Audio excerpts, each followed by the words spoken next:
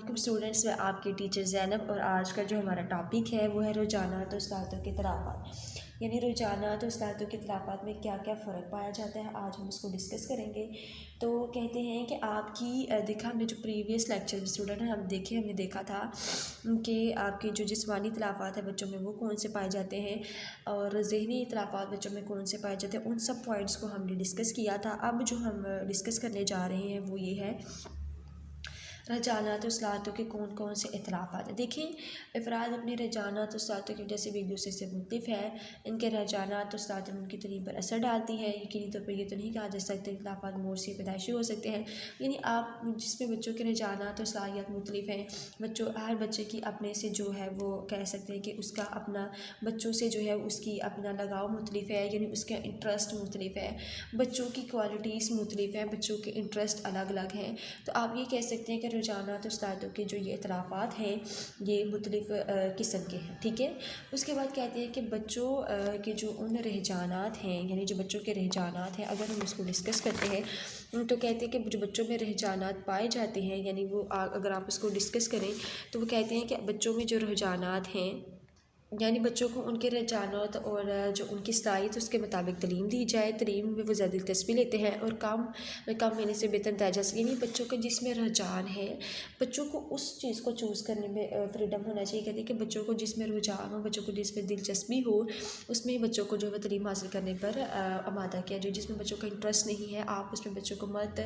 اس پہ ایگری کریں کہ آپ نے اسی پہ تعلیم حاصل کرنی ہے یا آپ نے اسی پر ایجوکیشن کو پروموٹ کرنا ہے یا حاصل کرنا ہے۔ تو پھر کیا کہتے ہیں، چونکہ تمام طلبہ رجحانیت میں ایک دوسرے سے مختلف ہیں، اس لیے بعض طلبہ سائنس کے مضامین میں دلچسپی نہیں رکھتے، بعض کا جگاؤ دوسری طرف ہوتا ہے۔ تو وہ کیا کہتے ہیں کہ آپ کیا کریں کہ جو آپ کی چیزیں ہیں، یعنی آپ کی جو ڈیولپمنٹ ٹیکنالوجی ہے، یعنی بچے کو اس میں انٹرسٹ ڈیولپ کرے، بچے کو اس میں کام کرنے کی اجازت دی جائے جو بچہ کرنا چاہتا ہے۔ طلبہ میں رجحانات اور اصطلاحات کے متعلق والدین اور اساتذہ کی یہ بھی ذمہ داری ہے کہ بچہ جو چاہتا ہے آپ اس کو اسی ماحول میں جو ہے وہ کام کرنے کی اجازت دیں۔ آپ اپنی مرضی بچوں پر مت مسلط کریں کہ آپ نے یہی سبجیکٹ رکھنا ہے، آپ نے یہی سب کچھ کرنا ہے۔ تو طلبہ اور رجحانات میں جس صلاحیتوں میں فرق ہے والدین کی اسٹوڈنٹ وہ یہی ہے، یعنی آپ کو چھوٹے چھوٹے شارٹ کویسچنس بھی آ سکتے ہیں، آپ کو لانگ کویسچن میں وہ ایک نوٹ کی صورت میں بھی بس یہ کہہ سکتے ہیں کہ آپ نے اس پر ایسا کام کرنا ہے۔ اس کے بعد کہتے ہیں کہ طلبہ کے معاشی اور معاشی اختلافات کی وضاحت کریں، ان کے معاشی اور معاشی اختلافات کون کون سے ہو سکتے ہیں۔ تو کہتے ہیں تعلیمی اداروں میں آنے والے بچوں کا تعلق مختلف معاشرے سے ہو سکتا ہے۔ دیکھیں، آپ کہ کچھ بچے بہت ہائی اسٹینڈرڈ سے بلانگ کرتے ہوں گے کچھ کام سے، تو کچھ بچوں کا ذہن اس طرح کا ہوگا، کچھ کا کام ہوگا، یعنی آپ یہ نہیں مطلب بچوں کے حالات یا بچوں کی تعلیم ہے، یعنی ماحول اس پہ بہت زیادہ اثر انداز کرتا ہے۔ معاشی اور معاشی اختلافات بچوں میں پائے جاتے ہیں۔ کیا ہوتا ہے بچوں میں معاشی اور معاشی اختلافات پائے جاتے ہیں، یعنی کہتے ہیں کہ تعلیمی اداروں میں آنے والے بچوں کا تعلق بہت ہی معاشی حالات سے ہے، اس طرح ان کے معاشی یا معاشی حالات مختلف ہوتے ہیں، یعنی بعض اوقات کے نزدیک ان کے علم کا بہت تعلق نہیں رکھتا لیکن حقائق اس کے برعکس ہے۔ کہتے ہیں تعلیمی عمل میں ان حالات و اختلافات کی اہمیت کو جاننا سے کا انکار نہیں کیا جا سکتا۔ کہتے ہیں کہ آپ ان کی اہمیت کو انکار نہیں کر سکتے۔ وہ بچے جن کا معاشی پس منظر اچھا ہو تعلیم میں بہتر نتائج دکھاتے ہیں، اس لیے ان کی تمام تجربی خواہشات بہتر تکمیل ہی ہوتی ہیں، انہیں مناسب رہنمائی فراہم کی جاتی ہے اور حصول علم میں ان کا کوئی مالی دشواری پیش نہیں آتی، ان کو صاف ستھرا ماحول میسر ہوتا ہے جس کے باعث وہ تعلیمی میں دلچسپی رکھتے ہیں اور گرم ماحول کے مدارس میں تضاد محسوس نہیں کرتے۔ غریب گھرانوں سے آنے والے بچے عمومی طور پر آپ کو پتہ ہے کہ وہ کہتے ہیں معمولی غذا کے استعمال کی توجہ دینے کی کوشش کرتے ہیں، کیونکہ معاشی حالات ان کی تعلیم پر اثر انداز ہوتے ہیں۔ تو معاشی اور معاشی حالات جو اسٹوڈنٹ کہتے ہیں کہ اس میں وہ بچے کی تعلیم پر بہت زیادہ اثر انداز ہوتے ہیں۔ پھر وہ کہتے ہیں کہ آپ کی جو بچے کی تعلیم ہے، یعنی اس کی مثلا امیر والدین کے بچوں کو ٹیوشن کی صورت میں اثر ہوتی ہے، اور جو بچے دوسرے ہیں وہ مطلب کسی طریقے سے وہ گزارا کر کے جو اپنی ٹیوشنز وہ پوری کرتے ہیں۔ کہتے ہیں ہمارے ہاں جو ہماری بعض دیکھے بچوں کو ٹرانسپورٹ کی صورت میں آسانیاں ہوتی ہیں، وہ بعض کے تعلیمی اداروں میں آتے ہیں کہ وہ بہت ذرا میلوں چل کر آتے ہیں، اور بعض اسٹوڈنٹ ایسے ہوتے ہیں جو تعلیمی اداروں میں ان کی تک پہنچتے ہیں، انہیں تعلیم حاصل کی توجہ نہیں ہوتی۔ اس لیے کہتے ہیں اس طرح عوام اقتصادی معاشی حالات کی ذمہ دار ہوتے ہیں، یعنی گھریلو تعلیمی اخراجات پوری کرتی ہے۔ ظاہر ہے کہ ایسے بچے تعلیم کے لیے پورا وقت نہیں نکال سکتے اور ان کو جسمانی صحت بھی متاثر کرتی ہے۔ طلباء کے معاشی اور معاشی اختلافات میں اساتذہ کی ذمہ داری کیا ہے؟ کہتے ہیں طلباء کے جو معاشی اور معاشی اختلافات ہیں اس میں ٹیچر کی کیا رسپانسبلٹی ہے۔ کہتے ہیں تعلیمی اداروں میں اساتذہ کی ذمہ داری ہے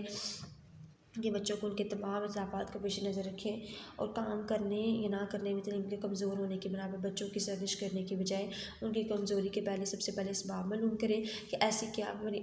بات ہے اور ان کی رہنمائی کریں، ان کو گائیڈنس اچھے طریقے سے پرووائڈ کریں۔ پھر کہتا ہے کہ وہ اگر ممکن ہو تو ایسے بچوں کو تعلیمی اداروں میں ایسے مواقع بھی فراہم کیے جا سکتے ہیں جو آمدنی کے ذریعے پیدا ہو سکے تاکہ اپنی مدد آپ کے تحت کام کریں، ان کو انا کو ٹھیس نہ پہنچے، ضرورت کی تکمیل بھی ہو سکے۔ جن بچوں کو گھر پر تعلیم میسر نہیں ہوتا انہیں بھی دوسرے بچوں کی نسبت زیادہ رہنمائی کی ضرورت ہوتی ہے۔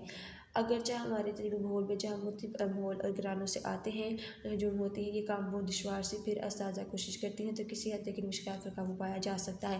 یعنی طلباء کے معاشی اور معاشی اختلافات میں اساتذہ کی یہ رسپانسبلٹی ہوتی ہے کہ وہ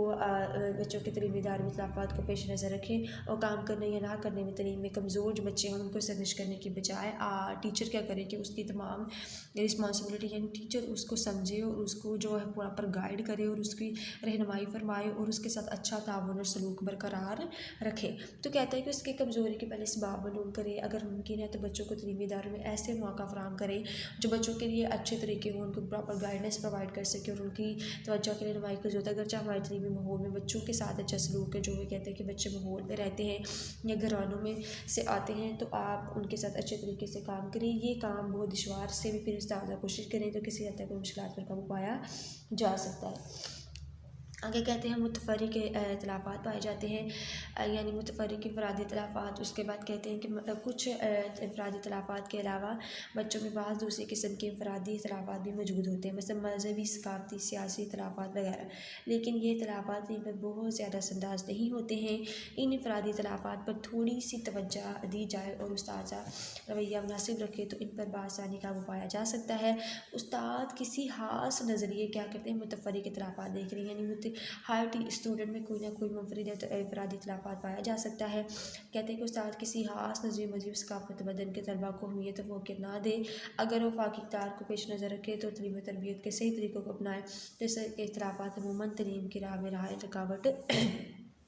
نہیں ہوتے ہیں۔ طلباء کے متفرق اختلافات میں استاذہ کی کیا ذمہ داریاں؟ ایک استاد کے لیے بچوں میں پائے جانے والے ان تمام اختلافات سے آگاہ ہونا ضروری ہے تاکہ بچوں کو انفرادی اختلافات کی روشنی میں تعلیم دی جائے۔ تدریس کو مؤثر بنانے کے لیے معلم کو مندرجہ اصولوں کو مد نظر رکھنا چاہیے۔